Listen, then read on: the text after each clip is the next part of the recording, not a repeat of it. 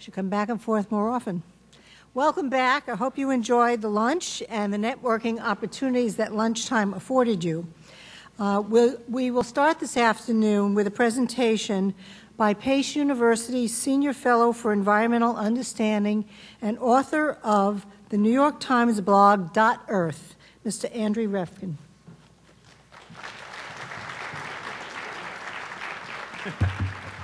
So I got to cram a lot into a little because I was tasked with summarizing some of the main themes of the morning. They're pretty obvious. The word resilience is familiar, but I wanted to stress some things that haven't really been stressed yet. And also I wanted to, again, thank President Friedman and Joe Ryan and the people at the Naval Postgraduate School. The only people at the Naval Postgraduate School I ever met were while I was at the North Pole in 2003 on the sea ice. And there was a scientist named Tim Stanton from the postgraduate school who was out there for a few days with me probing this cracking, shifting sea ice. So a very different realm, but a very dangerous realm, actually. So a place where you also have to pay attention to details in order to not make mistakes. The other theme is communication. I've spent nearly 30 years as a journalist communicating and expecting that information can change things. Otherwise, why would I be a reporter? And then I started talking to sociologists and people like that, and I learned about what I call the inconvenient mind, an inconvenient mind, which is ours. There are many problems that we, both as individuals and as societies, as you've heard today, we don't get our heads around adequately. Sometimes it's because of economics. There are these conflicting interests. One place I wanted to mention is around St. Louis. Talk about rebuilding. 1993, epic flood. The greatest Mississippi flood. By now, there's $2 billion of new construction that's gone in the areas that were underwater in 1993 for various reasons, politically mostly. The imperative of growth gets in the way of the logic of staying out of those floodplains, as you heard with the Seagate example, which I thought was marvelous as well. Education is the other word. It's great that we're here in a university. I came to Pace University after so many years as a journalist because, partially because I realized that information on its own doesn't matter. That if you don't understand how to play with it, how to use it, how people absorb it or reject it, then you're not going to make a difference in the world. So as an educator now, I'm trying to find a way forward there. And just by convening a session like this on a topic that's not very sexy to a lot of people, Pace has done a great public service. And I think you're seeing the role of the university. Remember, the university, it's either a public or a private institution, but it's another one of those vital institutions in trying to build some forward momentum on these difficult tasks. That again, as we see when we get in harm's way repeatedly and keep saying after the fact, why did that happen? Why didn't we do X, Y, and Z? If you're not engaging the amazing skills of academics who actually are studying the way the world works or doesn't work, with the practical on-the-ground experience of practitioners, then you're probably going to keep stepping in the wrong puddle. And what's great about here is, of course, you have the Joe Ryans of the world who have been in both worlds. Now, one thing that the other role of education is to educate. One thing that Margarita Wallström's unit at the UN is fantastic at, I think, and just the fact that she has a Twitter account. Who's on Twitter? Come on, it's like takes 10 seconds. You don't have to be out there, but you can be in. You can use it as an inward thing. She's a very frequent tweeter, and it's great to have her out there conveying these issues out into that cloud of people, and then that information circulates to the right people through the magic of these networks. So communication of that sort is vital. And I wanted to show you, even down the chain, I think there's ways to communicate the issues that we've been discussing here this morning and that hopefully we'll be discussing for a long time to come, right down into the early stages of teaching. And I wanted to show you a video clip of what resilience thinking, what risk school can look like. One.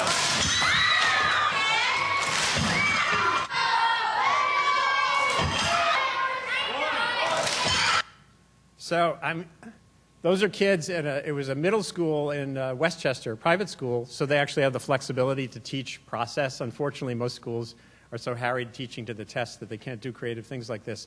But my wife was one of the science teachers in this classroom. But here's what's cool. And the first thing that's cool is the excitement kids were cheering about breaking bridges. You know, if you can get kids cheering about breaking bridges, part of the assignment was, why did your bridge break? Why did it take X amount of weight to make that bridge fail? And of course, there was a winner, but Mike Topchick, the other teacher, in the way they worked this curriculum, they added a cost-benefit analysis. So the kids had to buy, with virtual money, the wood that they built their bridges out of. So they were not just thinking about performance, but also price. Kind of like reality, like real life. So there's, I think, immense opportunities to think creatively across borders, literally, and across institutions, to build a culture that understands what goes into making a bridge fail or not fail, or a building, or a city, or a coastline. And then you can have prospect for having that kind of, remember, what was the phrase that Governor Ridge, Homeland Security isn't an agency, it's a national mission. You know, you're not going to have that unless you have a culture that understands what risk is, why rare events happen, and again, what you could do to limit the outcomes, and then what you can do to build wisely when something happens. Now, the other themes that came up today that were, I think, valuable were that there is this reality that flexibility, and this was Seidenberg, I think, yeah, when he talked about the 59-1 thing, the Einstein moment, this was, to me, valuable because, remember, he said that once you solve that question, once you answer to the 1 minute, you do the 1 minute answer, the whole thing starts all over again because you have a whole new set of issues to make yourself resilient in a world that's changing. You have to kind of constantly be re-examining where you're going. So this idea that security is a job that gets done is just, as opposed to a culture, a kind of a goal, a journey, kind of like science is another one like that, is making sure that people understand that, I think, is important, that you're never there, you're never done.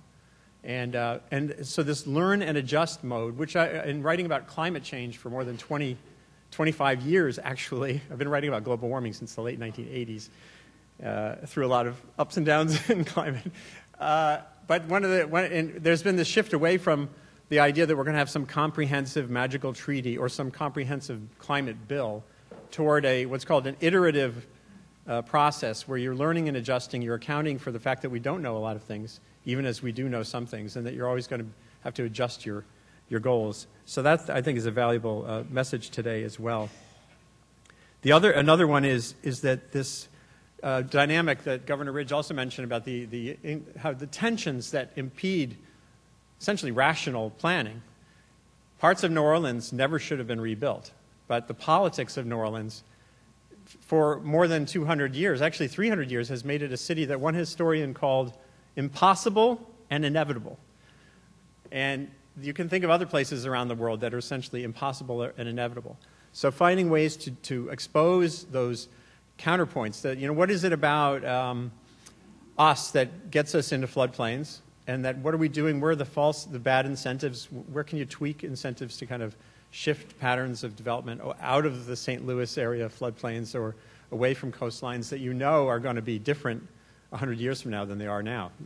With sea level rise, one of the least debatable things in climate change is warming world, less ice, higher seas, rising seas. So finding ways forward with those dynamics, the tension of economics versus security versus safety is really an important issue that was raised here today. And I think we have to think of this as going forward. But I want to circle back to the social sciences.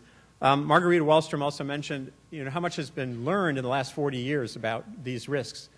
But she wasn't, I'm sure, she may have had to leave. She wasn't just talking about seismology or climatology. She was definitely talking about the behavioral sciences too. Because when you look at the work of people like Dennis Milletti out of University of Colorado, whose name should be in the go-to list of anyone dealing with disaster response, he's the one. I was at this meeting on one of the ultimate risks, near-Earth objects, you know, the asteroid that's going to come and hit us someday. There was one that, it probably was an asteroid that hit in the Atlantic Ocean that caused the last tsunami to inundate New York City 2,300 years ago. He said at this meeting on near-Earth objects, someone said, well, you know, when people panic, blah, blah, blah. And he raised his hand. He's 70 years old, but he raised his hand like a kid. No, people don't panic. We know this. I can point you to the peer-reviewed literature showing this. And so there's a body of understanding about behavior that if it's disregarded in planning, in vulnerable places that you're just sort of, again, setting up for failure. And I'm sure many of you are aware of this. And it's wonderful to get in a room with people like him and kind of realize that. So now I want to circle back again to communication and the university. One other example, I think, that illustrates the value of being out there in the social networks of the world, instead of kind of being entrenched and feeling defensive about them. An example of how this works is also about near-Earth objects, NEOs. NASA, which is the only government agency that in its charter in 1958 was chartered to communicate its findings to the public. It's the only institution of science in America, government one, that is supposed to tell its story. Anyway, at NASA, they have a Twitter feed called Asteroid Watch. So it's at Asteroid Watch. Go there, and you'll see there's 200,000 people who are in part of that. Many amateur astronomers are helping NASA's people who are tracking these things in space. And they're not just helping them find one and, you know, study it. They're helping them bat down false information, rumors about 2012 ending the world. So when they see a rumor out there on Facebook or on Twitter, they're out there to provide a place of authority, a place to tell the story in a more authoritative, trustworthy way.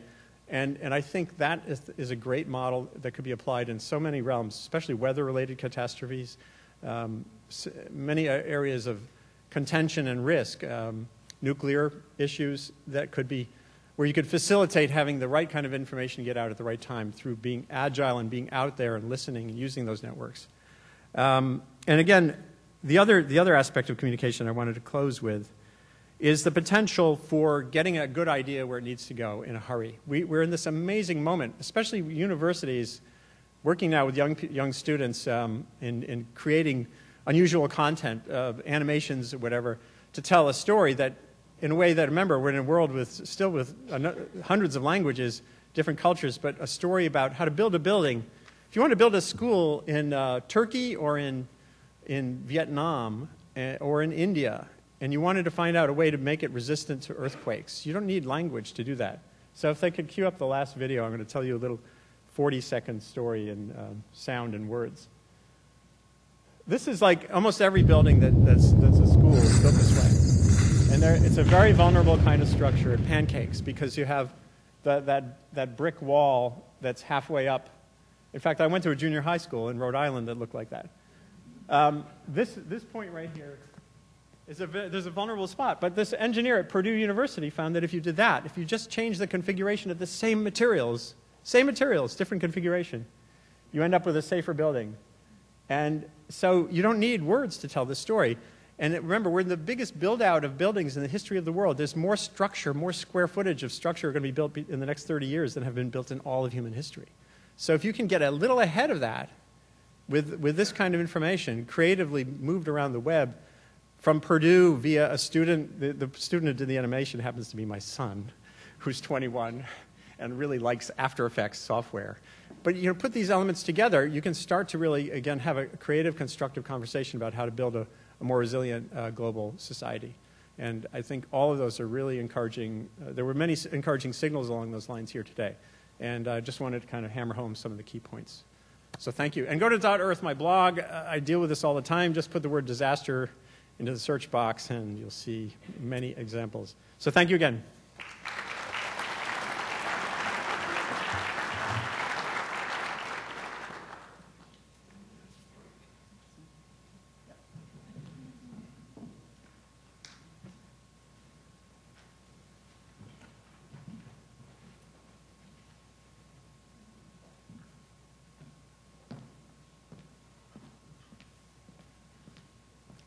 We'll now hear our third panel. It will be led by Rose Littlejohn. She's the Managing Director of National Operations and CTE for Price Waterhouse Coopers. Please welcome our panel of private sector leaders.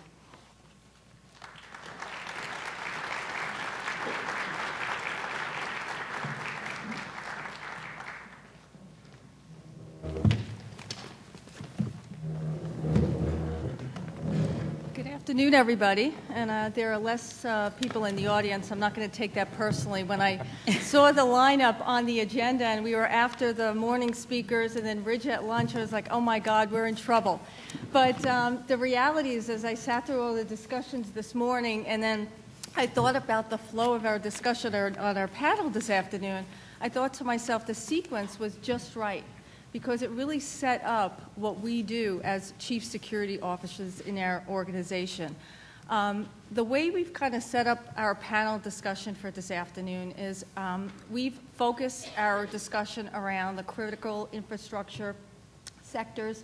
So each one of us on the panel here represent an infrastructure sector. So I'm going to introduce each one of them very briefly, and then our questions will be targeted in that type of manner.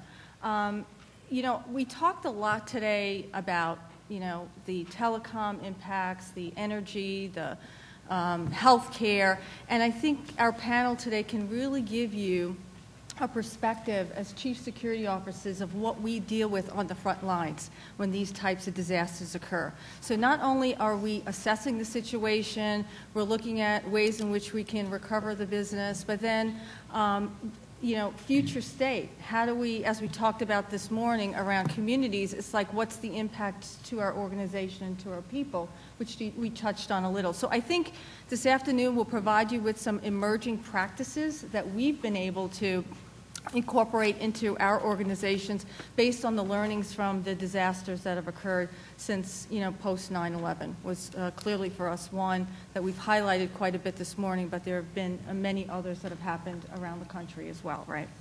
So if I can just introduce each of our speakers quite briefly. Our first is Mike Mason. He is the Chief Security Officer from Verizon Communications. He joins Verizon in January of '06. He oversees the global security efforts for the firm, and that encompasses business continuity, physical security, and a whole host of other security programs. He was formerly the Executive Assistant Director for the FBI, in charge of the Bureau's Criminal Cyber Response and Services Branch, one of the largest operational entities in the FBI at the time. He also served in the U.S. Marine Corps from 1980 to 1985, where he achieved the rank of captain, and he holds a baccalaureate degree in accounting from Illinois Wesleyan University. Next is Jana Monroe. She is the Director of Corporate Security for Southern California Edison.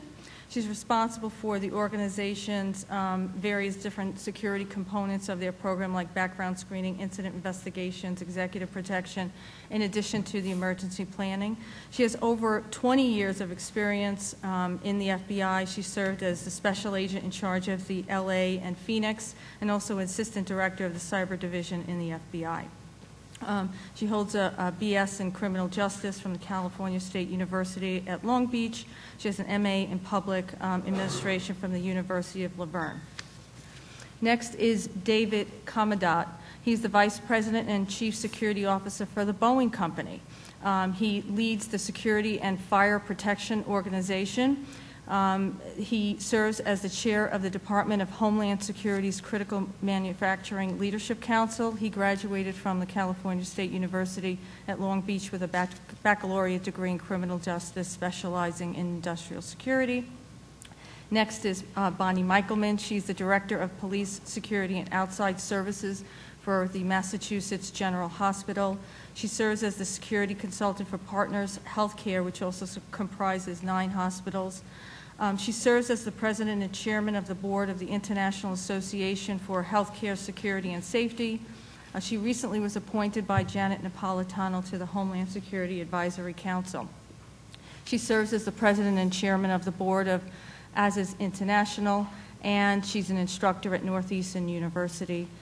She holds an MBA with Bentley College, an MS in criminal justice from Northeastern University, a BA in government and sociology from Clark University. And last but not least is Alicia Jola. She's a senior group manager from Target Corporation. She joined the company in October of 2008. In this role, she leads a team responsible for developing public-private partnerships globally with government, nonprofit, and community agencies focused on mitigating corporate risk through initiatives with the law enforcement, emergency management, and public health entities. And she's a member of the International Association of Chief of Police, Private Sector Committee and American Red Cross Corporate Advisory Board.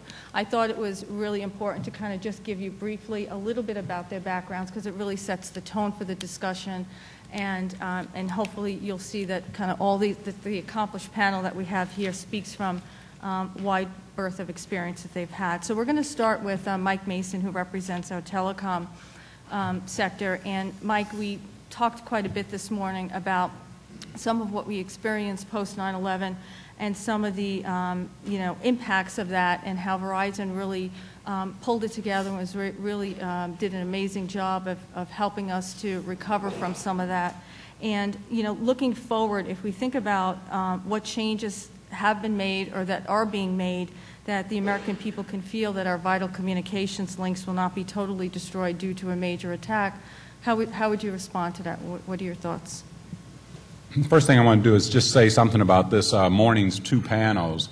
I wanted to say, particularly for the government sector that's here today, that I think it was a false dichotomy to suggest that it's either all blue skies or black hole. I think it's somewhere in between, and it's an iterative process that we're working through all the time. So I don't think you have to choose up sides on one side or the other.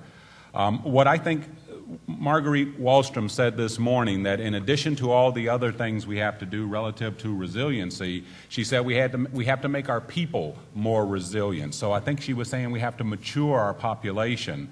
So what I would tell the American people is not that there's never going to be another disruption, because nobody in the telecommunications industry can ever make that kind of guarantee. But what I would tell them is we go through robust recovery exercises throughout the year all across our enterprise. And as such, what I would tell them is that even if their service is temporarily disrupted, that's going to be a very short duration, and that we plan for that. We have equipment, we have technicians, we have people who are prepared to roll out, and people who are very proud of the fact that they are part of a critical infrastructure, and that getting the country back online and back able to communicate, like with the New York Stock Exchange, for example, is very, very important. It has nothing to do with our revenue stream per se. Even 911, from an economic standpoint, for a telecommunications company, was a local event. So even if you took out Lower Manhattan and 50,000 customers, we have 106 million customers. So it's not about revenue stream. People feel a great deal of pride about getting the country back on their feet. So I would tell them, even if it's disrupted, it's going to be of short duration. Thank you, Mike. So Jana, as we turn to the electric energy power sector, and there was much discussion about that this morning as well, and if I think about a couple of years ago as I was sitting in the dark thinking to myself, what are we supposed to do next, and who should I call, and how do we handle this, right? And there was a lot of actions that the local NYPD and other agencies pulled together to kind of help in that regard. So, as we consider the enormous impact as a result of those lights going out, what are some of the things that we as security professionals can expect as a response to these kind of future power disruptions? Okay, Rose, you didn't actually say why you were sitting in the dark with your lights up, but are you referring to the 2003 Northeast blackout? Yes. Okay. I think when you're looking at the utility, specifically the electric utility industry, since the 2003 Northeast blackouts, we're a heavily regulated industry anyway, but that applied even more regulations, and part of that is called the NERC-CIP, which is the Critical Infrastructure Protection. We went online 2 years ago with that, and there's going to be version 5 that is going to be implemented next year. And what that means simply is that there are more regulations on how we are actually protecting the grid and the reliability to all of our shareholders and to our customers. So not only from a regulatory standpoint, and they do get our attention because it's $1 million a day per fine per incident. So that could add up very quickly should you be in non-compliance with these regulations. But keeping on the theme of earlier this morning, it's the public-private partnerships, and I think the utilities and this part of the infrastructure has come a long way just in the last 4 or 5 years with building and develop those, not just relationships, but partnerships. And I think to Mike Mason's point, I totally agree with him that most of these, when you're looking at response and reliability, it's going to be a local incident. Where we are in the Los Angeles area, we have approximately a 15 million customer base, but We've developed relationships with the seaports, so the Port of Long Beach, Port of Los Angeles, the LAX airport, because you're taking a look from a supply chain management from everybody that needs utilities, everybody that needs electrical power to get their job done. We definitely have to work together for a restoration and a recovery effort should we go dark in that. So with the exercises and the drills, not only that we are mandated or a part of our regulatory scheme, we do at least 4 additional ones within Southern California Edison. And I'm thankful to our senior officers for this because this will be year number 3 that we have had the top corporate goal as being business resiliency, which is not considered, of course, a part of the core business of keeping the lights on. But I'm very fortunate and very grateful that our management takes it that seriously. Thank you, Jana. So we'll move on to David, who represents the transportation sector. And a significant area of concern before the terrorist attacks on 9/11 involved the actual security access to various different areas of the infrastructure. And there was actually an event that took place where there were Department of Transportation Inspector General agents that, used fictitious law enforcement badges to gain access. And at the time, there were no real regulations with regards to employee or passenger background checks. But, we all travel and we all go through the TSA passenger security, process and scrutiny. And can you share with us some of the areas involving the access to the infrastructure that has changed since then? Sure, Rose. And I think that, we all experience it every day. Many of us flew here to get to this conference. And whether you believe that the measures in place are effective or not, they are in place and they're better prepared than they were previously. Whether you look at the aviation sector, maritime sector, rail, overland transportation, since 9/11 there have been a significant number of improvements that have occurred in each one of those sectors, and they're all different. But I think some of the basic elements that have been put into place are relatively common.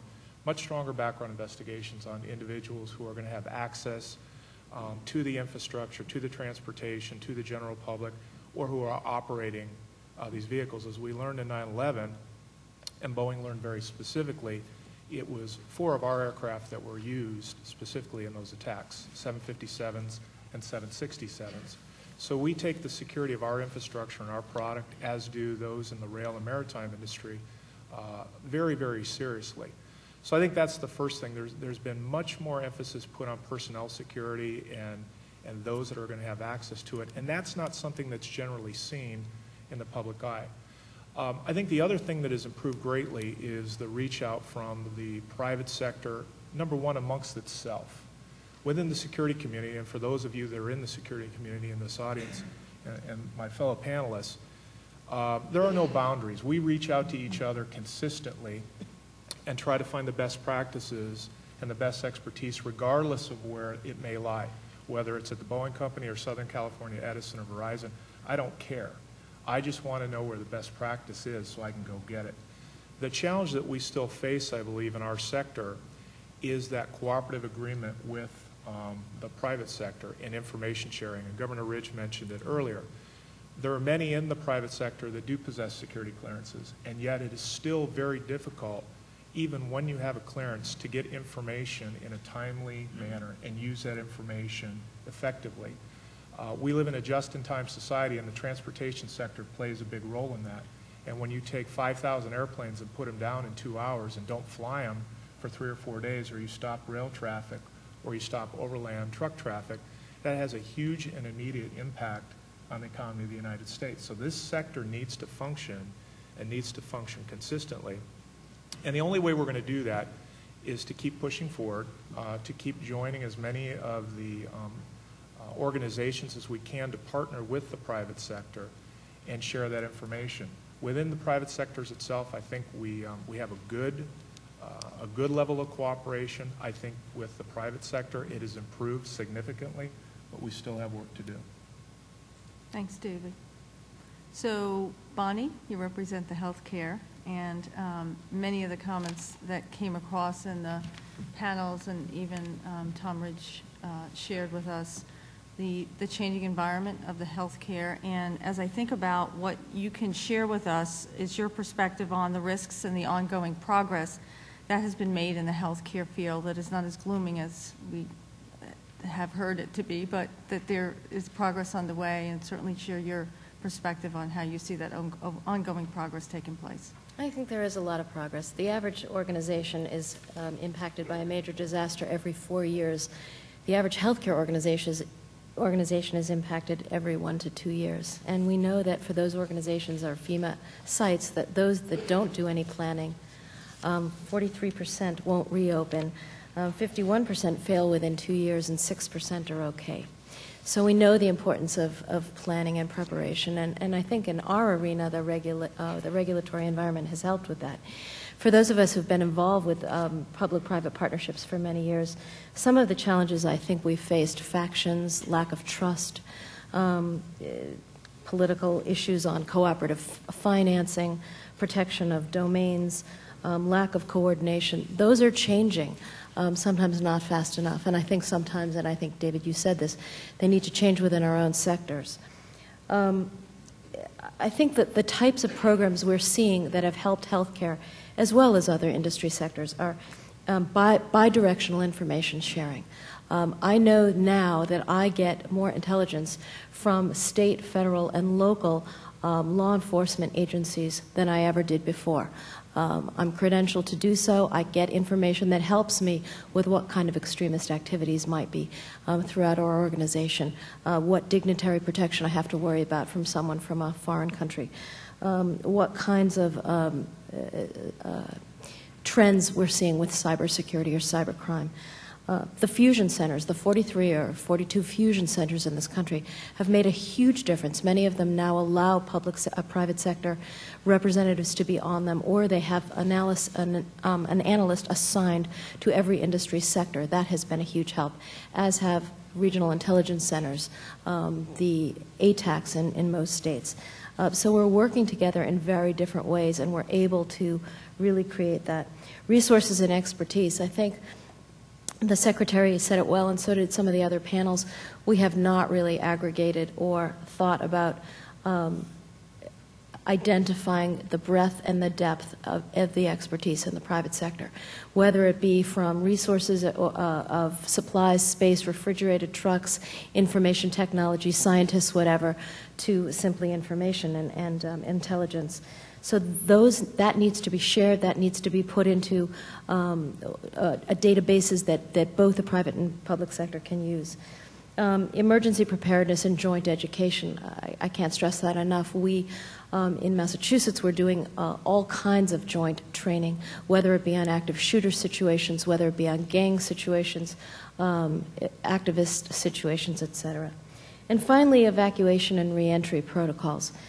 Those really didn't exist, and it certainly didn't exist with multi-jurisdictional protocols, which now have to happen in order for us to be able to properly prioritize how to evacuate people, when to evacuate people, and how to get them back in an appropriate way, where to assemble people. And in healthcare, that's extraordinarily difficult, because we have the issue of trying to keep people in that we want to stay in and trying to keep other people out who are trying to use the facilities as a place to go to be safe. Thanks, Bonnie. And then Alicia, representing supply chain, so she's from Target, and in Tom Ridge's comments earlier today, he mentioned and stated that the supply chain is the lifeblood of our economy. And as I think about the key issue to Homeland Security, which is the need to secure our products entering ports and terminals, there is a very successful government-private sector partnership around this CTPAT, which is Customs Trade Partnership Against Terrorism.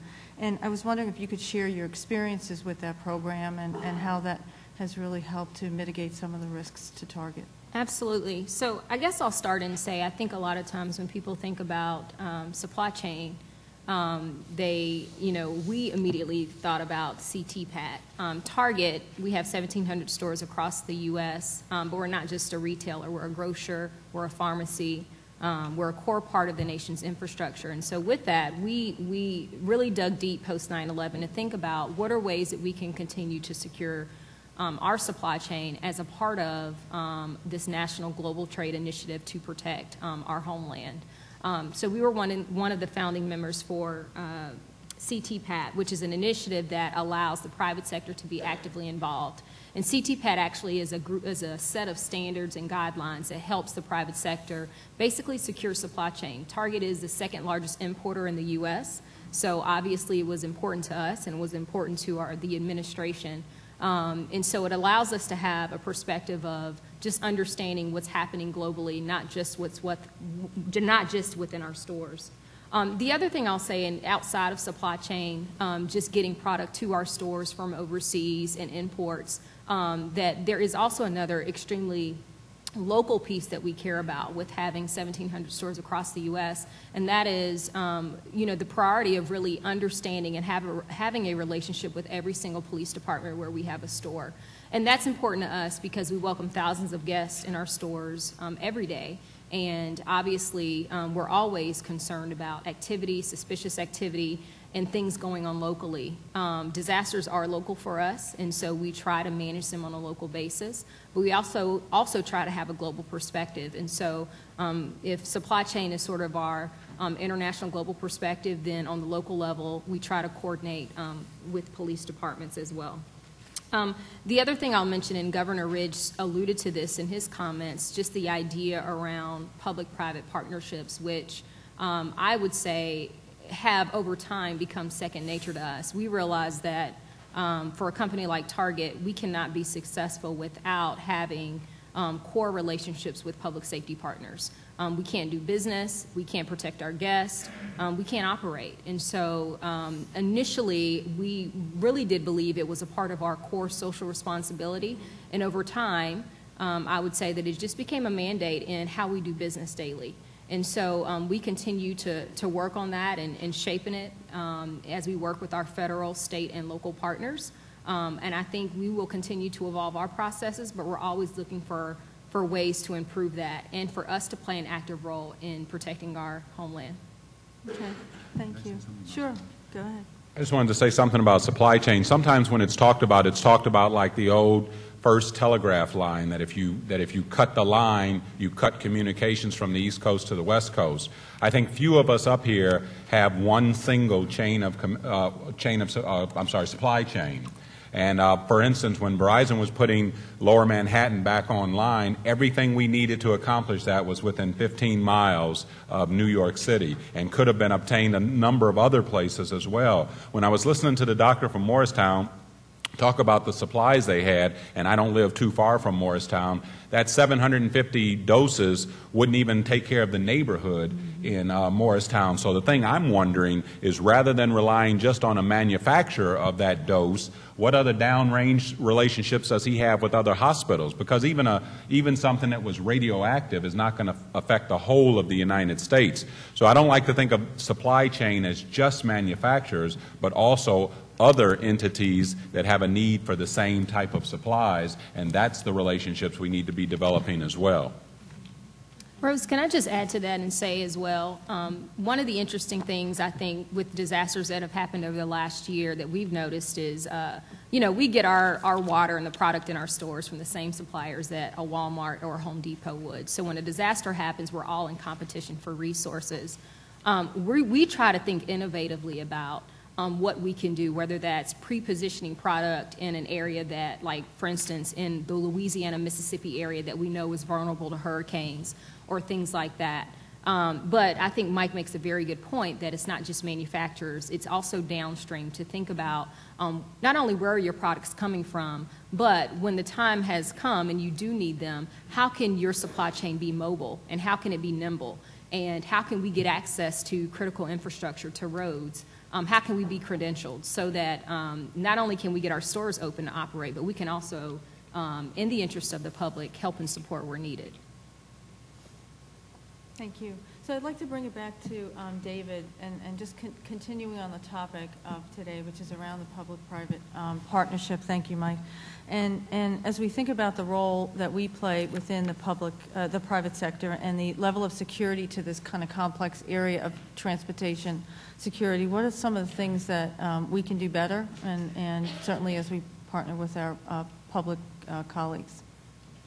I think we need to try to push the envelope a little bit more than we have in the past. And I'll give an example of one of the things that we've done at Boeing. we've been able to place one of our intelligence analysts within the FBI's Field Intelligence Group in Seattle, along with several other companies, Microsoft and Amazon. And what that allows us to do from an aerospace perspective within our transportation sector is as threats come in, we clearly understand what sector is being targeted and what are the things that we need to do, if anything, to react to that threat. I think the challenge that almost all of us probably had post 9/11 with the color coding system, and at that time a real lack of coordination between public and private sector, is we would see the level go up to orange, and we would all react, and we would push money, and we would push personnel, and we would push resources in directions when we had no idea what the real issues were. And by being able to develop not only the relationships we've been able to develop, but utilize the DHS system and the sectors that have been set up so that you get relevant information in a timely manner. From a business perspective, I think the private sector is making good investments from a security perspective related to threats that directly affect them. We don't spend money in our company, and I know within the sector, unnecessarily. We spend it when we need to spend it, and we spend it on the right things. Otherwise, it just gets to be a credibility issue with your leadership. 9/11 is a long time past from many CEOs' eyes. They haven't seen a significant event in the United States. So those 2 or 3 years after that event, when most corporations from a security perspective could get anything they wanted, those days are over. And now you're back justifying your personnel, you're back justifying your budgets, and really the only way to have credibility with that C-suite is to have good actionable intelligence so that when you do go to the door and you say we need to spend X and here's why, you don't have to go through the 20 questions. You've got the credibility, you go spend what you need to spend. And I think we just need to continue to do that with our public sector partners, reach out and get engaged anywhere we can. The statistics were mentioned earlier today. The private sector has 85% of the infrastructure. My company has the largest private fire department in the world. We have almost 500 firefighters. And in the communities where we have those firefighters, we have mutual aid agreements with each of those cities, and at airports where we have our facilities. And so as part of our corporate citizenship, that's what we want to do. We want to be a part of helping the community in an event. All we ask for is the opportunity to have a voice in the strategic decisions that are being made. Thanks, David. I'm going to turn it back to you, Jenna, from an energy perspective. So as security professionals, we're always concerned about protecting our infrastructure, right? And if I think about the insider threat or terrorist to our infrastructure, someone who could potentially throw the wrong switch, or should I say the right switch, in order to make chaos happen. And I often think about this in my own company, right? So how can we protect our organizations against this type of scenario to occur? Thanks, Rose. There was an incident recently, this was back in September of 2011, where APS, Arizona Power Source, and the investigation has not been completed, but from the initial draft of what I saw on this, it was one individual who did, as you just said, hit the wrong switch, and so all of San Diego and parts of Orange County, California went dark. The system relayed with the San Onofre nuclear power plant, which is under Southern California, Edison's territory, and that's what it was supposed to do, to stop the domino effect in having all of California go black, such as the Northeast blackout.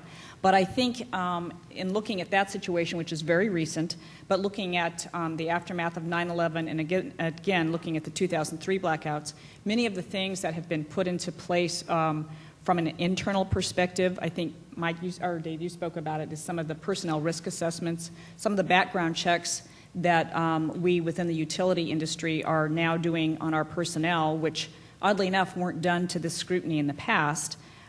There's been the regulatory part of it that you go through, which is a background check every 7 or so years, and we've taken it a little further than that for people that have any kind of access to our critical cyber assets or anything that would control the grid.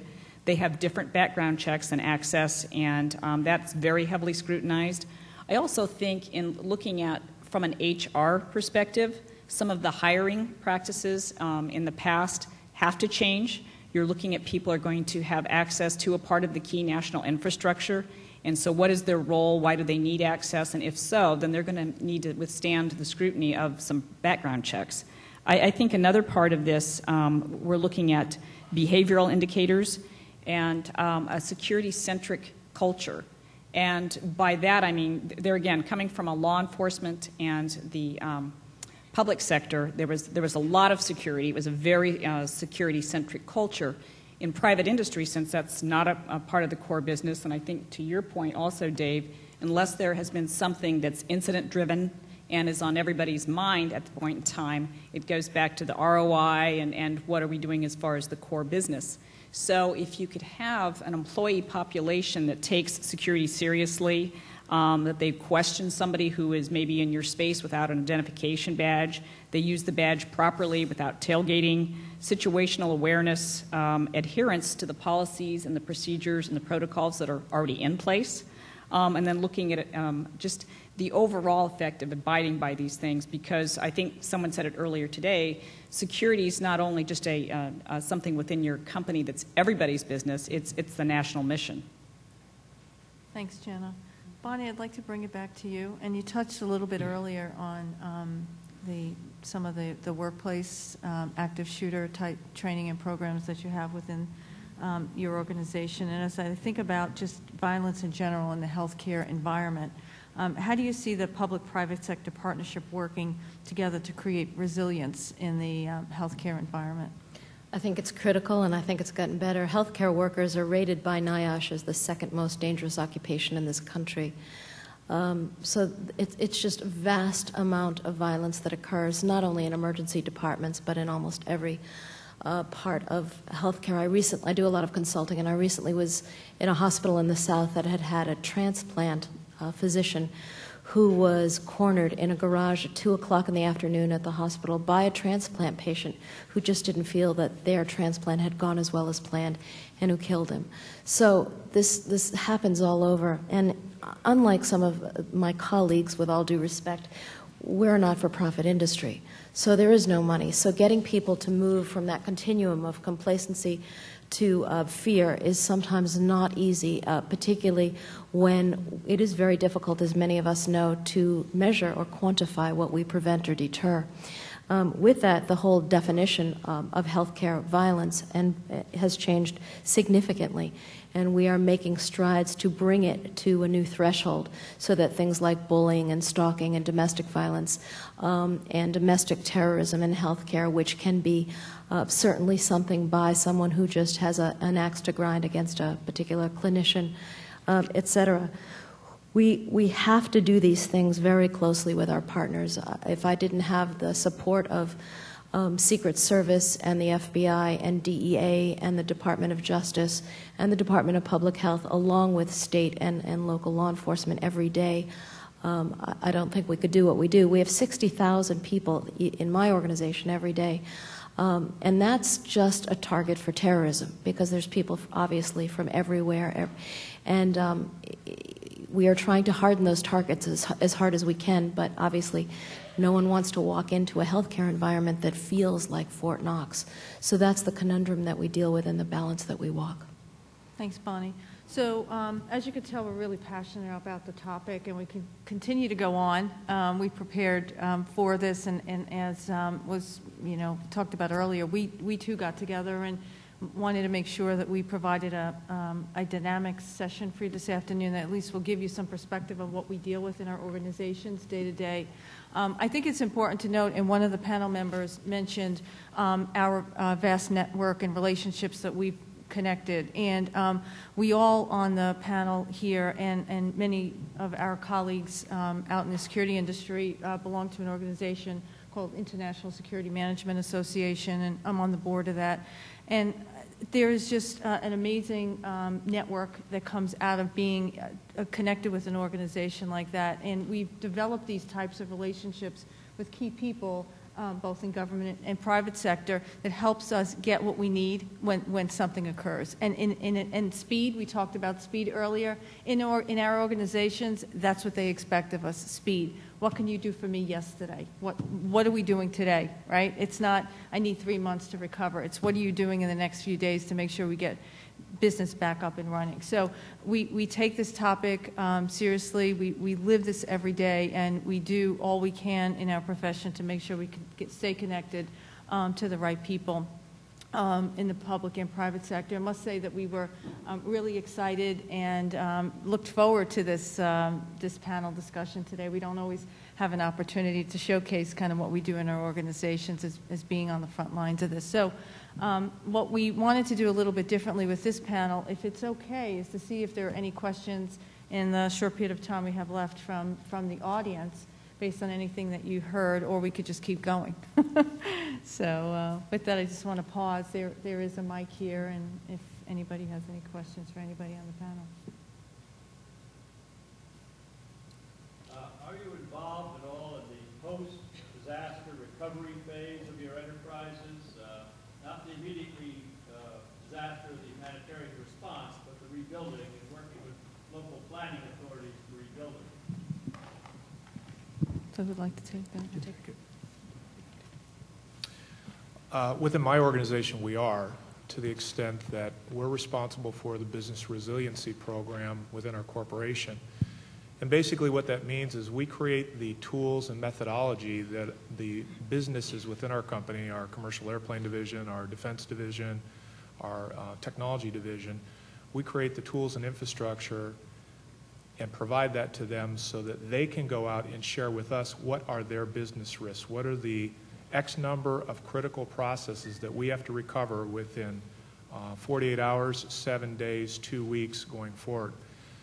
We also work with the local municipalities in our area. I think one of the things that most major corporations would probably say is that a lot of their public response organizations have told them, you, company A, B, and C, need to be self-sufficient for the first 48 or 72 hours because you have heavy equipment or you have emergency responders at your site or you have the equipment necessary to recover and reconstitute your business. We're going to go be worried about everybody else in the community. And so we have those discussions because I think it's important to really understand what can you expect from the local community. And somebody mentioned it earlier, the local community is also our employee population. So we need to make sure that they're taken care of at home because they won't be coming to work if they can't get there, if they can't get through roadblocks, if their homes collapse, or if we don't have good processes in place to allow them to come back and do something. So I think it is really critical to do that. The one gap area in listening to all the panels today, and I think it was mentioned on one of the earlier ones, it's kind of the preaching to the choir statement. The corporations you see sitting up here, and many of those that are probably in the audience today, have dedicated people and professionals, and that's what they do. That's their job. It's the small and mid-sized companies that make up a huge part of the infrastructure of this country that don't have those people. It's the facilities person who also does HR, who also does security, who also does something else at the company. And oh, by the way, they're also responsible for emergency preparedness or business continuity. That's the part, if there's a black hole anywhere, that's where the black hole is. It's not sitting up here at this table and some of the other corporations that were represented earlier. It's those smaller companies, mid-sized companies, they don't have those resources. And that's where the real risk is. I do think, though, one area where there's a darker hole, and I'm an optimist by nature, so I don't think it's a black hole, but one area is just when we had the October storms here and how devastating that was to our power infrastructure and for us, for FiOS, because that comes in on a fiber line into the homes. And I noticed that what we typically do is we rebuild the infrastructure the same way the infrastructure was built before. And one of the places I think there could be a real collaboration between the government and the private sector is how do we rebuild in a way where we won't be adversely impacted by the same situational problem again if it happens again. So in other words, where I lived in Virginia, all the power was underground, and unless a transformer was hit, we had power in the worst weather. Whereas in the older neighborhood I live in New Jersey, when they rebuilt the wire lines, they rebuilt them the exact same way. And I think there needs to be some conversation about that as we go forward, because we're never going to be able to rip and replace the entire infrastructure. So how do we do it piecemeal to make us stronger and to make us more resilient on a continuum rather than as a single event? I'm going to also respond to that because at Southern California Edison, as I mentioned, we have business resiliency, which encompasses everything that you said, the recovery piece of it. And our program is extremely similar to what Dave has at Boeing. And I would completely agree with you about not just mid-sized, but of course small businesses.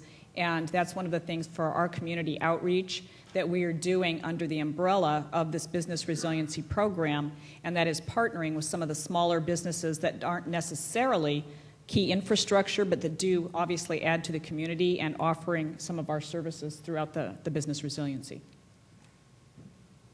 Thank you. Hi, can any one of you share your experiences about use of biometrics in your office environment? And there is something called keystroke biometrics also, where you could just, by just typing alone can detect if it's not been, if an officer of a user is he left the room and the computers are still running and somebody else is starting typing or, mousing around. Those are keystroke biometrics. That's what it is known. So I just wanted to find out if you have used it. We have, cybersecurity is one of my responsibilities, and one of the things I think that the government and the private sector can do better is to really educate the public. You hear oftentimes about the advanced persistent threat. Well, a threat really doesn't need to be advanced, and it doesn't need to be all that persistent.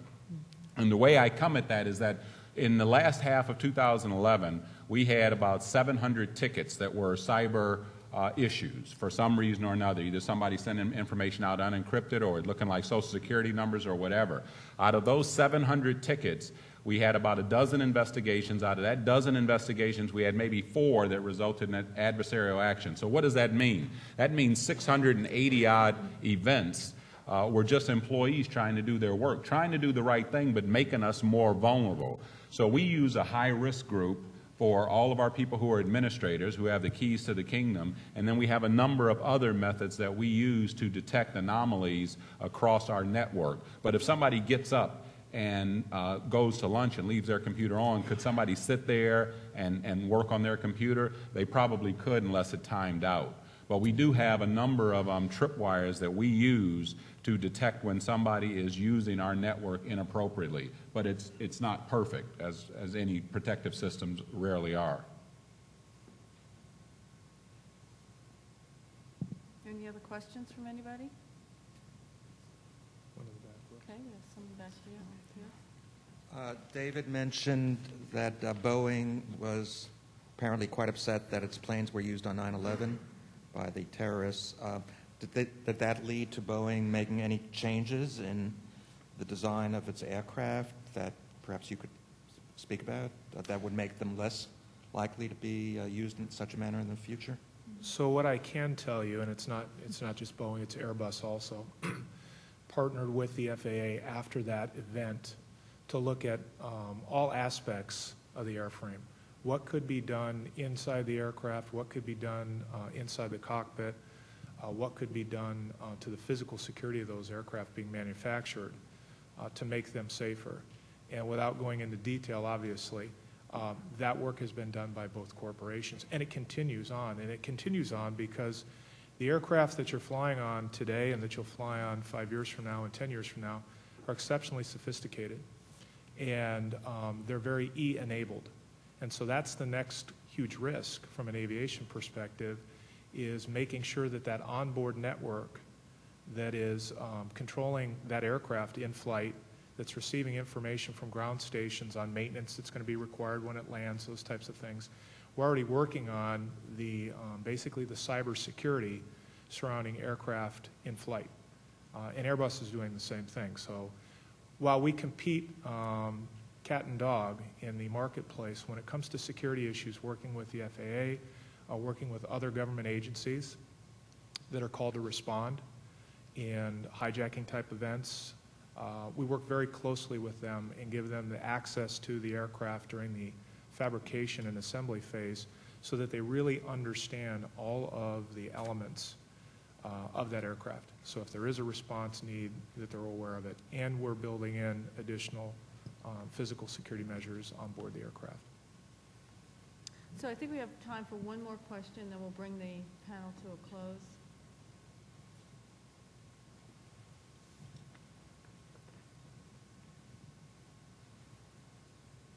Yes, hi, my question is for healthcare.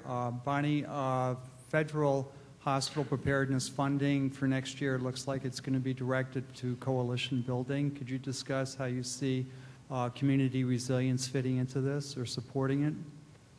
Well, I think it's going to be slashed significantly, and it's going to be a real bloodbath who gets that grant money. I think, again, it goes back to looking at the impact of a disaster, not necessarily the frequency, but the probability, as was alluded to earlier, of a nuclear, biological, chemical range. It also goes back to balance. I mean, the balance of what is state-of-the-art technology designed to fit risks. I certainly secure my select agent labs and anthrax labs differently than I might other places. Good people, good procedures and policies, and state-of-the-art training and education. And I think you've got to get all your constituents involved in security planning and security awareness, because there simply isn't enough money or enough people to properly protect the types of vulnerabilities that we see. So I think the grant money is great to have, and it's wonderful, but I don't think we can or should rely on it. Thanks, Bonnie. So we'll kind of bring this panel discussion to a close. I'd like to thank each one of the panelists for their contributions to making our nation safer. And also, as I think of the theme for today, and I applaud Pace University for bringing this discussion forward, because in my mind as a security professional, and as I think of the word resilience, it's not a program that you sign off on and that you implement, you sign off on, and you kind of put into a folder. It's that kind of top-of-mind thinking that you need to have on a regular basis, as we're aware, as we've heard over the past day, that the inevitable can happen that we may not have thought about.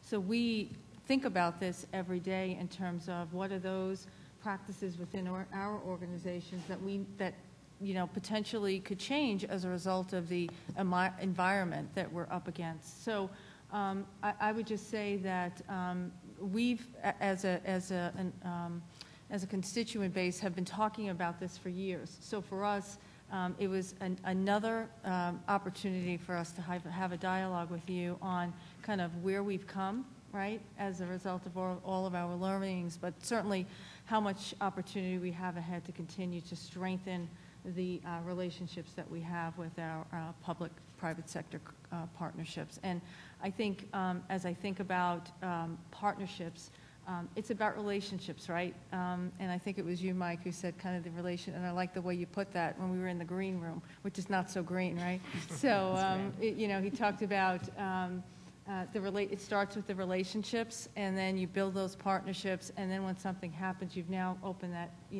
line of communication, so you know who to go to and what to do. So I think we've been doing that and have had those discussions, and we'll continue to. So thanks again for all of you for joining us, and I think that this discussion will certainly help us to continue to think about how we can make our nation safer.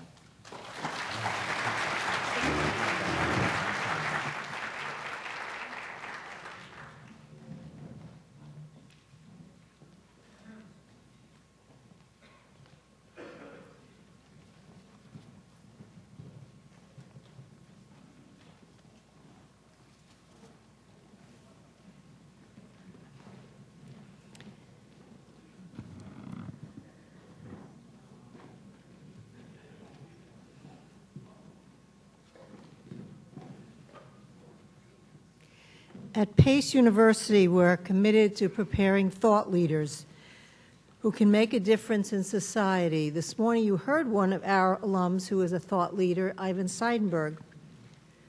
In that vein, I would like to present to you now a panel that is academically focused. Dr. Neera Hermans, Dean of the Dyson College of Arts and Sciences, will lead faculty in the study of Homeland Security in our final panel of the day to present an academic synthesis of today's events. Thank you.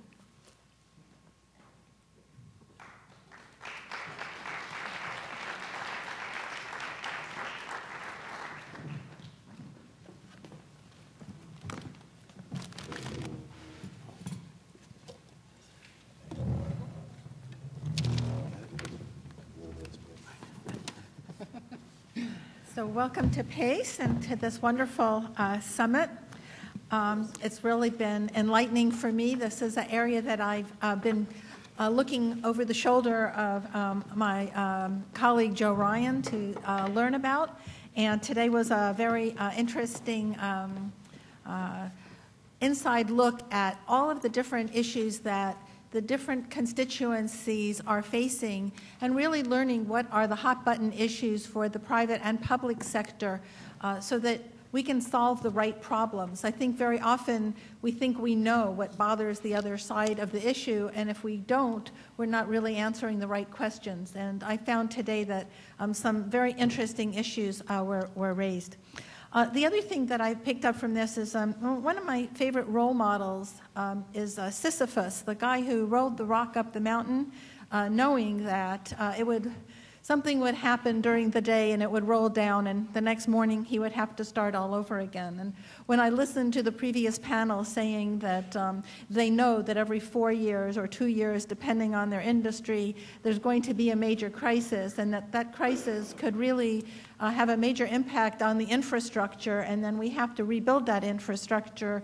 It made me think of Sisyphus always looking for a different path to go up the mountain in the hope that this time there won't be that event, but nonetheless preparing for it and waking up with the optimism the next morning to roll the rock back up the mountain. So I wanted to nominate him as the patron saint for resiliency.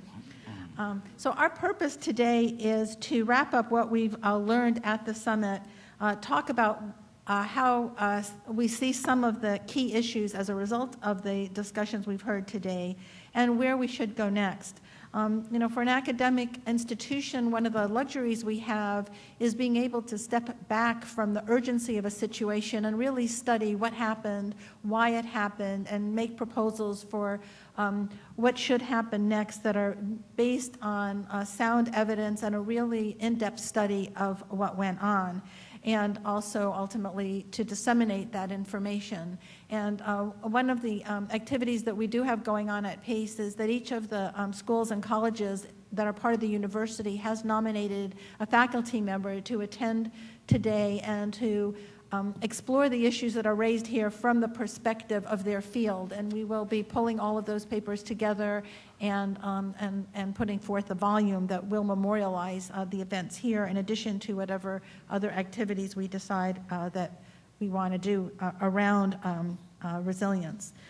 So to start things off then, I want to introduce my panels. First, to my immediate left is Glenn Woodbury, who is the director of the Naval Postgraduate School Center for Homeland Defense and Security. Next to him is my colleague Joseph Ryan, who is the chair of our Department of Criminal Justice and Security, and also the director of our new Masters in Management for Public Safety and Homeland Security Professionals, as well as the faculty representative to the Board of Trustees. So he's a man of many talents. And next to him is Belle Regard, a professor of information technology in the Seidenberg School of Computer Science and Information Systems here at PACE, and also co-director of the Institute for Cybersecurity in the Seidenberg School. So I thought we could open up with asking what you see as the major trends and key issues that were raised at this conference, and what you see as the academic response. Glenn, sure, I'd be happy to. First of all, I learned that if you quote Einstein, it will be a sticky idea, and people will repeat it and use it. Coincidentally enough, same thing with dark holes. So those are two things I learned immediately. And I'm not sure I'm ready, or if I'd really be capable of doing an academic synthesis, per se. I think what might be beneficial here is I'll tell you some of the hypotheses that I think I heard through today's discussion, and some of them are very distinct and unique to maybe a person who said it. Others are kind of a gathering of thoughts that I heard throughout the day. And my order has no rhyme or reason. It's just the way I'm reviewing my notes, frankly. Boeing, Con Ed, Verizon, New York City OEM. If I was to pick good examples, of emergency management, disaster preparedness, and homeland security, those would probably be the ones I would pick. The question is, and something for further study, is are they representative or are they exceptions? And I think that's an important thing to investigate. We didn't necessarily set up the day to say this will be a best practice discussion or this will be an investigation of where gaps are. It's a little bit of a mix of both, which is actually more fun because you get to see all sides of the story. But it should be questioned. I think in Phil's panel, he talked to Florida, Los Angeles, New York, and FEMA, recognizing that some of the things that they are doing, and the reason they were selected for the panel, was because of some of the progressive measures they are taking. I'm not so sure, or it should be looked at, whether that is emblematic of that particular discipline overall. If it is, then we don't have as much work to do as maybe we thought we had. If they are actually shining examples, along with Verizon and Boeing and others, then we do have a lot of work to do, maybe following their lead with the rest of the country in this domain. I was wondering if we had ever asked, and I know we have in some places, but generally, and as Joe Bruno said, as doctrinally, do we ever ask, as a government sector, ever ask the private sector, what is it you need from us? Or do we follow our current doctrines, which include the Stafford Act, which are generally not geared towards restoring businesses in the private sector following disaster. They are geared towards individuals and public infrastructure. That led me to another thought. If whole community and this idea of a very thin line, if no line, between public and private sector in the response and recovery to a disaster, then there are some policy and legal challenges that have to be addressed, such as I mentioned, the Stafford Act. If we truly wanted our direction to be, and our guidance to be, and our doctrine to be, following a disaster, our number 1A priority is to restore the business community in the private sector, for very good reasons that we heard today, then some laws actually have to be changed to allow, facilitate, and incentivize that type of approach. The way we've been geared to respond, recover, and prepare has not been as illuminating as we heard some of the examples today. That has not been its history. It does sound like the best way to go forward, but that requires not just changes in doctrine, but actually changes in practice, institutions, and legal frameworks. So those would have to be looked at. What are those legal frameworks that have to be changed? I think I heard this quote, or I'm paraphrasing. And when I say paraphrasing, it means I didn't write quickly enough to actually get the quote. I heard something to the term that most of life is iterative, with the occasional shock to the system. So if there's a big enough change that you call for, you can approach it iteratively, means we build a step upon a step upon a step, or there is a shock to the system that illuminates that challenge in such a way, as well as the solution, that you can quickly shift and change your normality. Somebody in the room will help me with the first name, but Kettle wrote a lot about how 9/11 was a shock to the system and how we respond to shocks to the system, sometimes returning back to where we were before or returning to a different level of normalcy. Is this an area where we are satisfied with an iterative approach if there is no shock to the system? Or is this one of those areas, and I'm talking about this whole kind of concept of there is no division between the public and private sector as we move forward on this, are we waiting for the shock to the system to actually make it a reality? Or probably there's always a little bit of both. It's not just policy changes, it's not just doctrinal changes. I heard a lot about cultural changes that may have to occur, and social changes. Leadership changes. I don't mean changing leadership, but I mean changing the way that leadership approaches these types of issues is something new. Can this be learned? Can this be taught? Can this be trained? And again, I'm talking about the concept that there is no division or bright line between public and private sector following a disaster and obviously in the preparation for the response.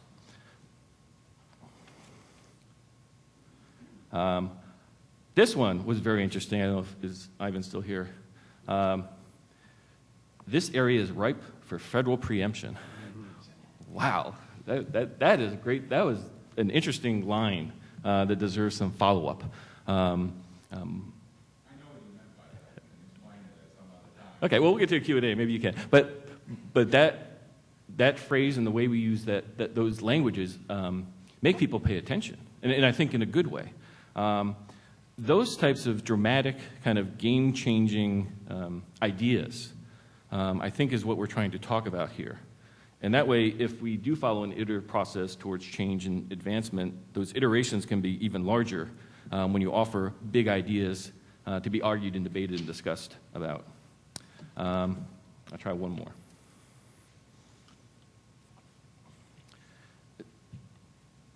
The role of government to help the private sector, and I think this is probably my main takeaway.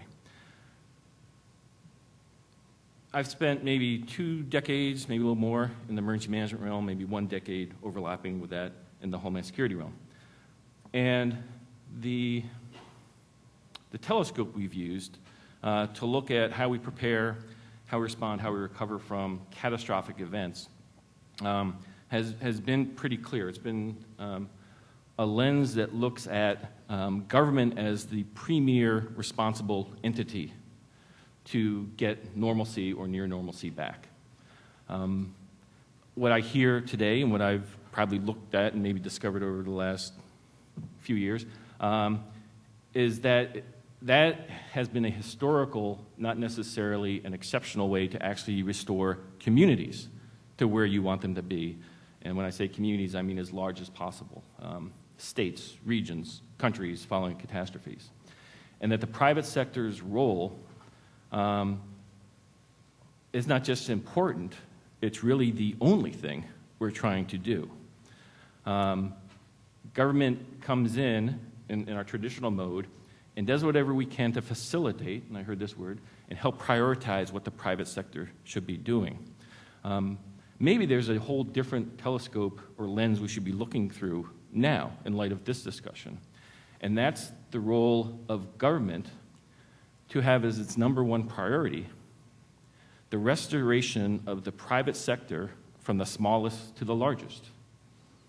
And that imagine what that world would look like. Imagine what a federal coordinating officer would have to consider and do if that were his charge or her charge.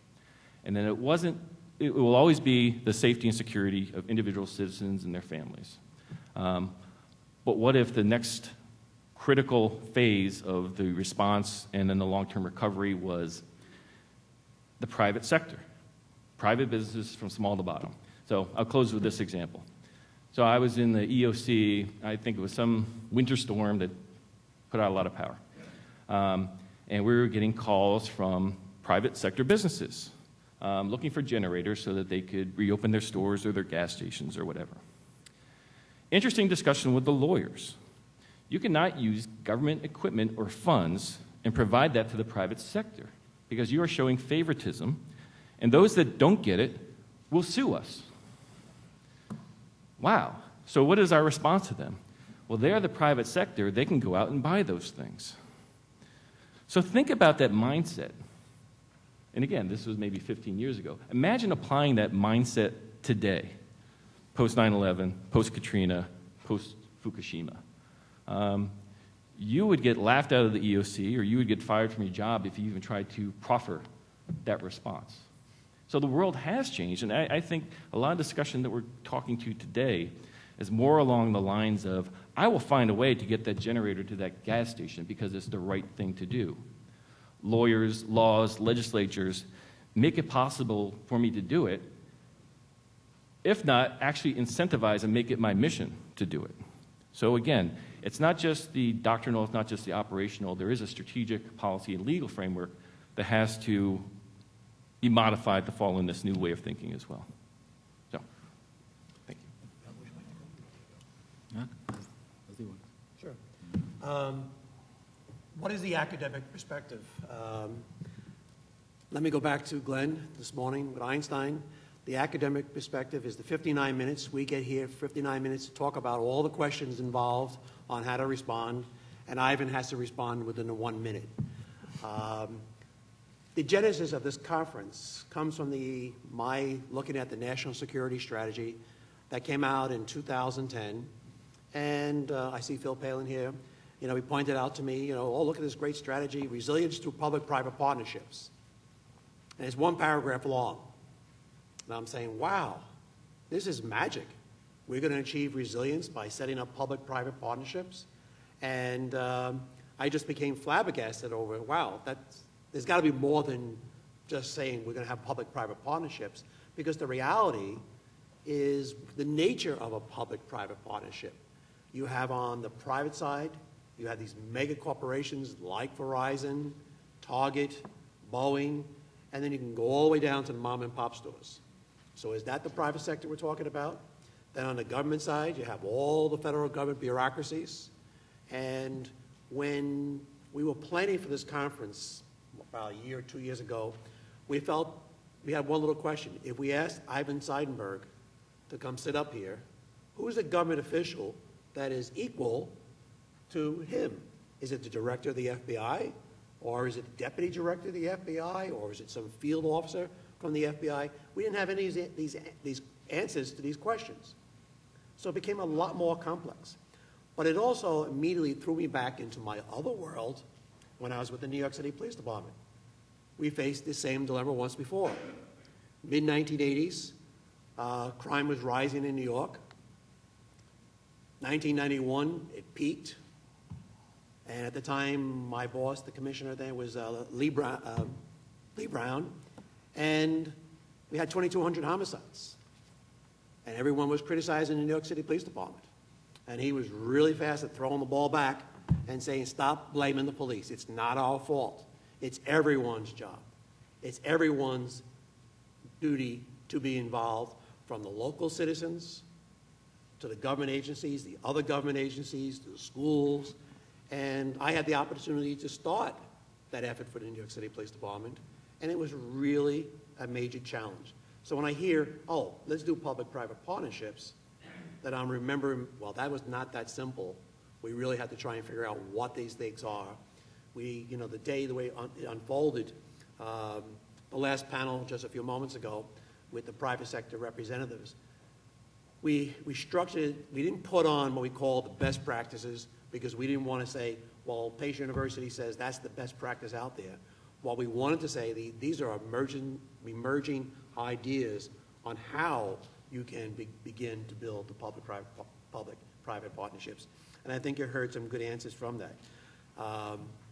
But going back into the analogy to community policing, to the public-private partnerships needed to achieve resilience, it's everyone's job. I mean, I've always asked my students, are you ready? Do you have a week supply of water? Do you have a week supply of anything? I always tell them, I got a month's supply of wine in my house, so if the end's going to come, I'm going to go out in style, okay? But no one seems to be prepared for anything, and it just, this back and forth, to the different cultures. Let's let the government worry about it for us. And then the moment the government starts worrying about us, then we start screaming, stop regulating us, stop controlling our lives. We want to have our own lives. We want to have life, liberty, and the pursuit of happiness.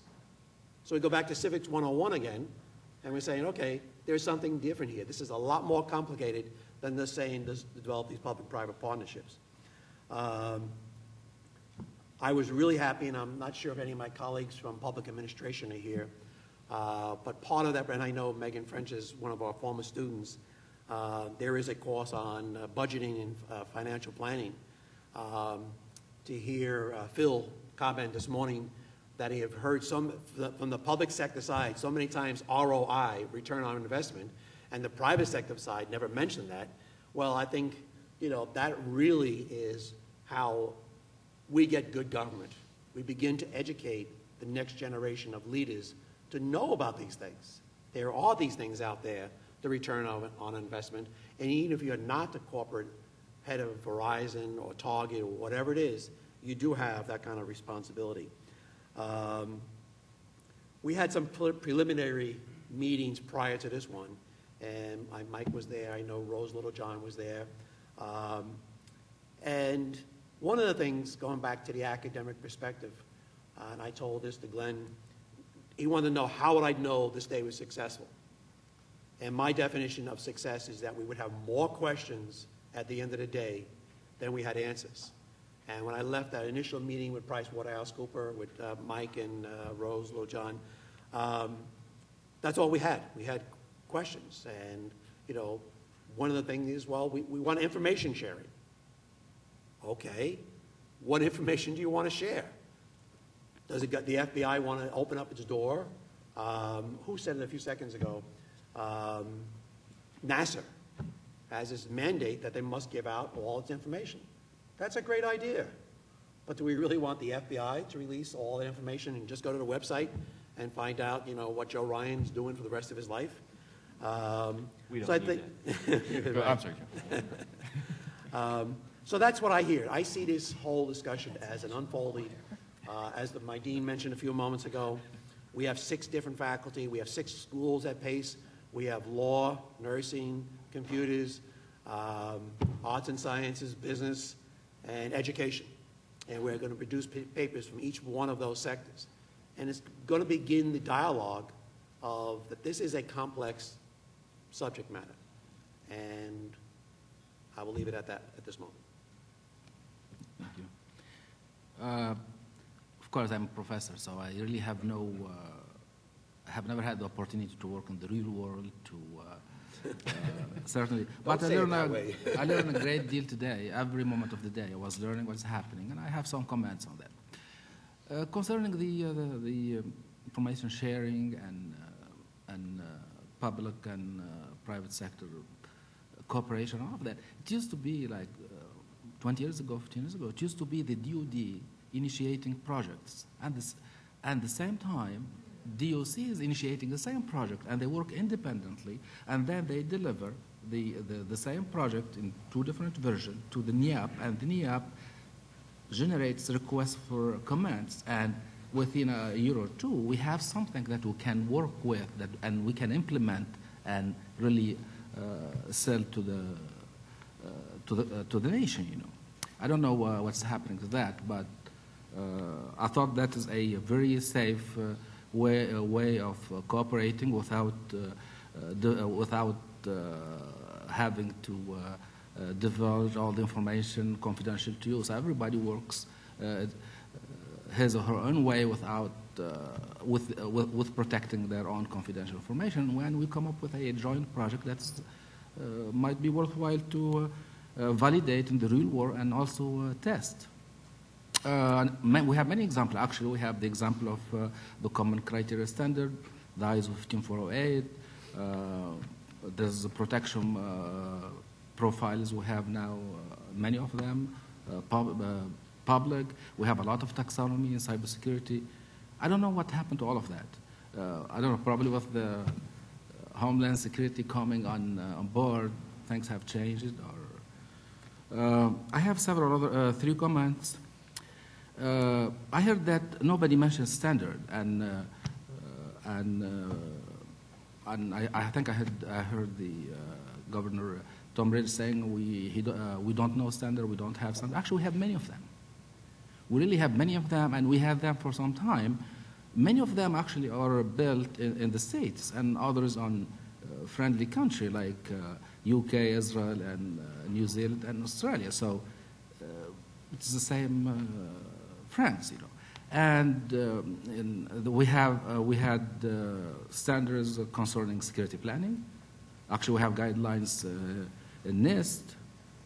And if we look now, how many companies we have in the States that actually do security planning? How many of them have a security plan? How many of us do security auditing? Even though we have a very well-known 27,000 family that everybody else in the world do it. They have laws that mandate that you have to be certified with the ISO 27001. We also have standard on business continuity. It's 27031 that appeared last year. So it's very important that we follow. It helps, of course. Voluntarily, you can choose whatever you want from it, and you can neglect or omit whatever you don't need. But there are in addition to best practices, there are actually specification of how you develop your own information security management system and your own business continuity plan. That's the first remark. The second, there's a difference between business continuity and disaster recovery. Disaster recovery, most of it relate to ICT. Not everything is ICT. It's only a small part of business continuity. We're missing the most important part of those contingency plans, and that is the policies, the human people, and their activities. And I'll give you an example. There isn't any policies or any standards or any regulation or methodology you can actually do as what Todd Beamer did on his own, as a private citizen. He saved us lives in millions. He saved us business value in billions, and also he saved us pride. How can you produce such assets like that? So you cannot really introduce or think of a model or framework where you can introduce those very important elements and make a system from them. So we really have to have a clear framework, at least in terms, theoretically, a framework that does not include only technology and data and information resource, but also includes mainly a lot of weight to people, activities, and communication networks. And this model with time will be validated. Hopefully we don't see more disasters to validate it, but can be simulated, tested, and with time we can have something to work with. That's it for me. So whose responsibility do you think it is to move this discussion forward to the next step, or to create these frameworks, or to create ways of reaching out to, I think one of our speakers called the unenlightened, and several speakers have referred to the fact that the really large corporations that have the staff and that are really have great risk because they are so large and involved and spread in lots of areas, are taking care of this issue, at least for themselves. But the disaster doesn't only affect very large entities, it affects very small ones as well. Is this the federal preemption that we're waiting for them to call the agenda, or is it something that academia should be doing, or where's the drive going to come, or are we waiting for the next Katrina, 9/11 meltdown of some nuclear power plant in the U.S. to move us forward the next step? Is it going to be disaster driven? Well, I'll start with the answer. Obviously, since we do represent an academic institution, I believe we can begin the discussion here. I don't think we really want to wait for the private sector to dictate what they want, or the government to dictate what they want. I'm curious when I had to give Mike Mason a few seconds, but Glenn and I come from two different worlds. But the moment that word came up this morning on federal preemption, I jumped out of my seat. And it sounds almost tempting. One of the things that we've had the opportunity to do with students here at Pace University is take them on travel courses to other countries where they have centralized governments. We go to Ireland, go to Italy, go to Poland. The students are looking to see the FBI in Poland or in Ireland or Italy, and we tell them, well, there is no FBI, there is no federal bureau. It is all part of their police organization.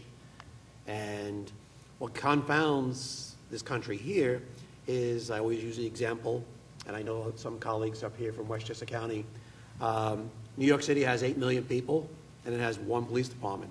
We have Westchester County with less than 8 million people, and we have 43 police departments. One is about 600 officers, and it goes down to 2 police departments that have 1 officer. And then when we had these foreign officers visiting us, they cannot comprehend how our government works. All right? And when I heard federal preemption this morning, I'm like, uh-oh, here it comes. They must have been taking too many travel courses and listened to other countries saying American model can't work, when I really believe it does work. I think it's absolutely beautiful. I'm not sure if my police chief here, I live in Pleasantville, New York, and my police chief is here. I love the fact that I know where my police chief is, and I can go and talk with him on the street. But as the bureaucracies get larger, like New York City, I guarantee you a citizen in New York City cannot walk up and find Ray Kelly and say, I got a concern on my block here that I want you to take care of. All right? But at the same time, when we look at the complexities, you know, we had Margareta Wallstrom this morning talking about this is a global issue. And then everyone else after that was saying, well, this is a national issue. And then it's a local issue. It really begins to sound very confusing. And I think this is the role academia can play, is helping guiding these discussions. And I would add to that short of a shock to the system that illuminates this issue and that this issue must be solved, and I'm trying to think of a shock to the system that would actually do that. If it wasn't Katrina, 9/11, or Fukushima already, then what shock of the system will make that happen? I think, as I'm trying to think of analogies or other examples of how ideas like this come to fruition, you know, across such a large enterprise and environment.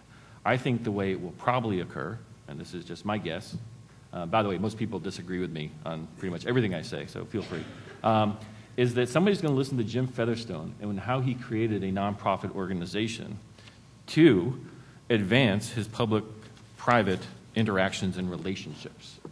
Somebody's going to look at that and say, oh, well, I can do that. And suddenly Seattle does it. And then the state of Kansas does it. And I think it will evolve, and sometimes it won't work. And then somebody's going to take a look at that, and they'll say, why in the world did Jim Featherstone have to create a separate entity to do something that we wanted him to do in the first place?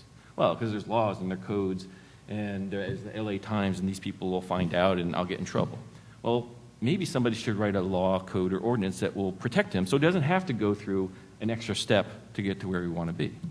So again, a little bit of iteration. But there are ways to increase the steps and accelerate the progress. Academia is one way to do that, to bring people together, to look at what works, what doesn't work, from some more kind of rigorous standard of evaluation, or at least a little bit more, some more critical thinking than just approaching this anecdotally and copying each other, seeing what works, what doesn't work. Because I don't think the problem with government that makes government people nervous is when you fail at something like this that has a legal overtone, a labor issue overtone, or those types of things, is the repercussions as an individual are pretty harsh. And I don't mean necessarily jail time or anything like that, but I mean they're career-ending decisions that you might make when you know it's the right thing to do, but you don't have any frameworks to actually protect you, other than maybe leaders and bosses who will support you in doing those types of things. So as academics look at this, as leaders in the fields look at this, as leaders in private sectors, industries start advancing these ideas, these concepts, and the conversations roll and roll and roll, I think we'll see this emerge and evolve. Now, that's not very satisfying to somebody who says, but we see the solution right in front of us, why don't we just go there? Because then we get into some of the fear of, and I think, quoting Ivan again, he said, one of the challenges with standards, and again, I'm paraphrasing, so you can't hold me to it, one of the challenges with standards are that they lead to mandates that lead to costs. So if you really want this to happen right away, then we just need to write some laws that make everybody do what we think they should be doing in the first place. But life hasn't generally worked that way, again, without a major shock to the system. But again, we've had the shocks to the system, and we're not doing this yet. So I have to see it more as an evolution and emergence type thing that can be accelerated based on leadership, based on education, based on conversations, based on the publications of best practices and smart practices that people can emulate and copy. And also, I think one of our panelists earlier said, based on incentivizing, if you're clever about how you incentivize it, that also helps. So our panel was listed as open panel and Q&A. So we have about 5-6 minutes. If there are any questions for the panel, please. What I did want to say, though, is what do you think about the idea that we really need to change the nature of the dialogue? We keep treating resilience and a lot of other related subjects as if it's a long calculus problem for which there is a fixed answer. The problem is society changes, technologies change, crime evolves, and so just like LSU and Alabama, they practiced, they saw films, they knew, they were ready. and yet one of them still lost because something changes, strategies change. So I think we need to change the dialogue because this is not a fixed equation with a fixed problem. It's going to be different every time somebody replaces me as CSO of Verizon. It's going to be different. I don't think we can rely on processes or technology to provide this elusive fix we keep searching for. I think we have to figure out how to get better and talk about best practices, but the next thing is going to be a different thing.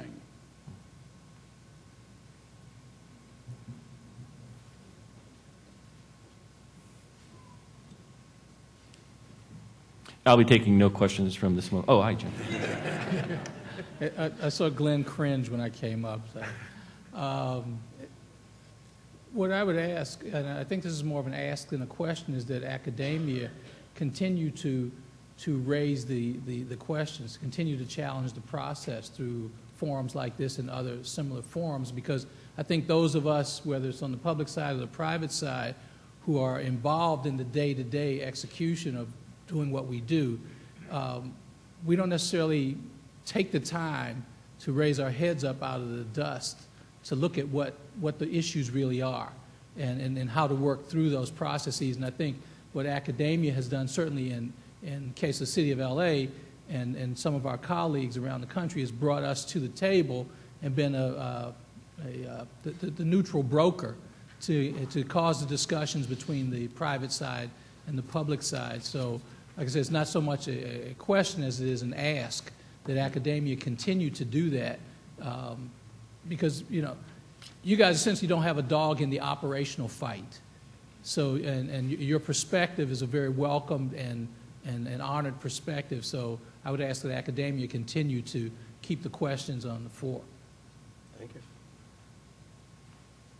Any other And questions? the nice thing for academia goes right back to what Michael was saying about, is this is constantly changing and evolving. And I mean, I'm not saying Einstein was wrong. I mean, heaven forbid. But it's not over in 60 minutes. It changes. The dynamics change. The people change. And the world changes as it goes on.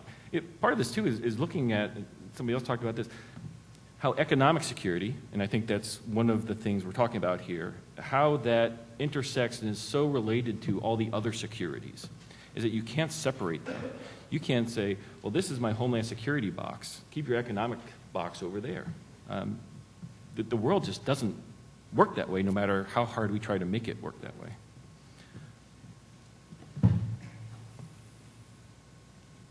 Good afternoon, everybody. I'm John Sudnick. I'm chief in the FDNY. Just a couple observations and then maybe a question for you guys. First observation is the Homeland Security Presidential Directive in 2010 that used the language private-public partnership. That's not a new catchphrase, but it seems the timing of such is curious to me because it kind of gives you the impression that the government is saying, the federal government was saying, we wanted to try to do everything, but we can't because we're broke. So we need the private sector to chip in and do stuff with us and partner with us. So with that in mind, I think going forward, it has to be that way. The second thing I want to talk about is about academia. And I went through the Naval Postgraduate School program, as you guys know, the master's program. But I also went to business school here about a mile up in New York City.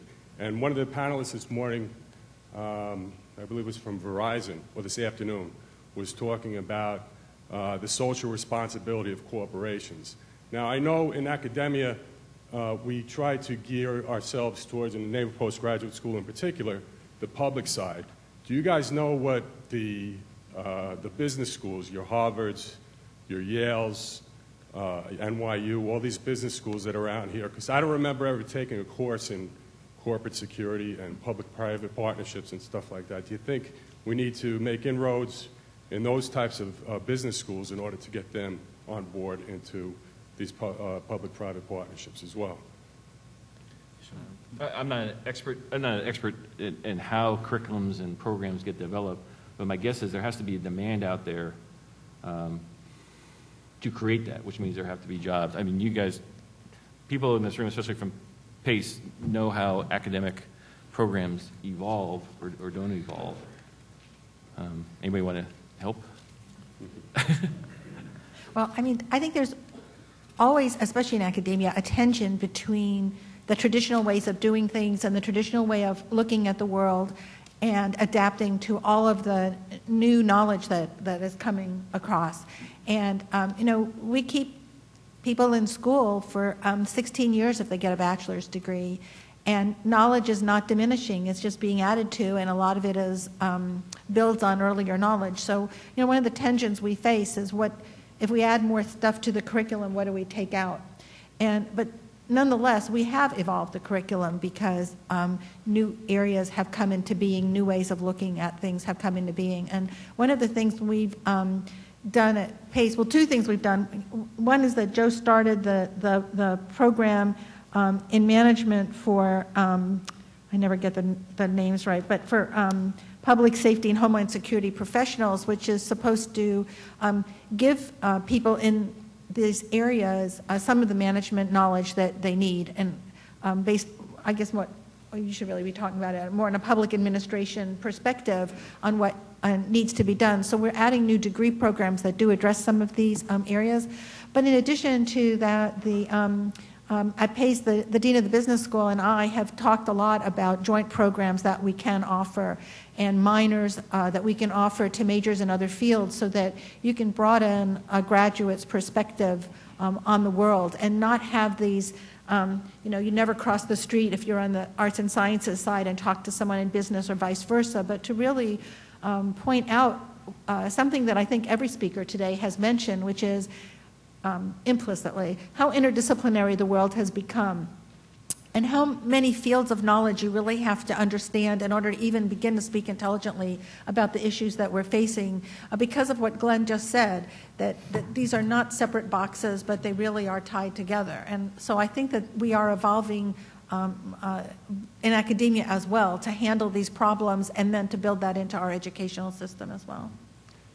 I just would like to add to that. I would say in the last 20, 30 years, with the advent of bigger and better computers for data collection, when I heard Margareta Wallstrom this morning mentioning that in 2011 the losses from disasters were over $380 billion, that's figures that, in the past we would have never been able to collect and been able to realize and say, oh my gosh, there is an issue here. In the private sector, it's beginning to talk about risk management. In the old days of the insurance industry, I had a friend of mine who was in what they used to call an actuarial. He wasn't a really dynamic person because all he ever did is talk about all his numbers that he calculated, and I can predict this and I can predict that, and no one really paid attention to him. Okay? And now all of a sudden, when corporations, or I think someone mentioned before, Mike Mason just mentioned a few moments ago, or someone else mentioned, that governments are losing money and they're looking to save. Well, the private sector is looking, they're losing money and they're looking to save. And when you start looking at these big issues, and I think part of the discussion that we have to think about is the Mike Masons and Janet Moreaus of the world are the corporate cops. We've got to get away from that corporate cop mentality. They're a member of the corporate team. And they knew about these problems, but people really weren't listening to what they had to say. They would just let them hear. Just make sure the facility is safe. I had a good colleague of mine who was responsible for security in Midtown area, and every time there was a bomb scare, they would evacuate. The New York City Police Department would respond and evacuate the building. And it got to the point that they were really getting furious. The corporation was getting furious because every time you evacuate a building, say like Rockefeller Center, it's out for 3 hours. By the time you get your employees out, by the time they come back in, millions of dollars of losses. So what these corporations decided to do was they hired off-duty New York City detectives from the bomb squad to do the screening of suspicious packages. The rate of evacuations went down by 95%. So that was corporate security offices becoming now part of the corporate team and saying, here's how we can save money. And this goes back to the question raised by the fire officer. Yes, these are the things that push, and I think data collection is one of the major issues for the masters and students. And I noticed it's the same thing with our colleague at this Center for Homeland Defense and Security. His name is Chris Bellavita out there. What's your argument, and why should we believe you? All right? You've got to give us some kind of data to believe it. So don't just keep saying, we got a problem. Show me what the problem is, and give me the background to that the question there. So things are beginning to reach this point in time. When I was the chair of public administration years back, one of the things that we were getting crazy about is that Australia was the first country on earth that had every government agency responsible for doing assessments. And I'm pushing my graduate students in my Master's in Homeland Security program to think about the same thing. How do you assess in Westchester County? We have 43 police departments. Which one is the best? No one knows that answer. But yet, at the same time, when we go back to that statement a few moments ago, that the government is looking to save money, well, let's consolidate them all and lay off half them. And that's when you start saying, okay, let's get an assessment. We'll start moving it right now. So, okay, I see the cut sign. Okay, thank you very much on behalf of the panelists, and thank you to all of you as well.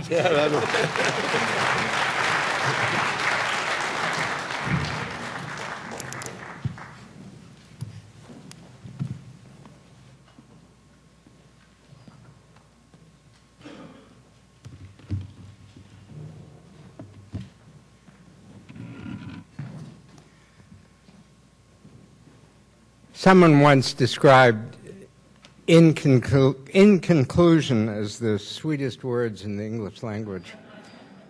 So I'll be very brief in conclusion. I think this has been a tremendously interesting and thought-provoking discussion.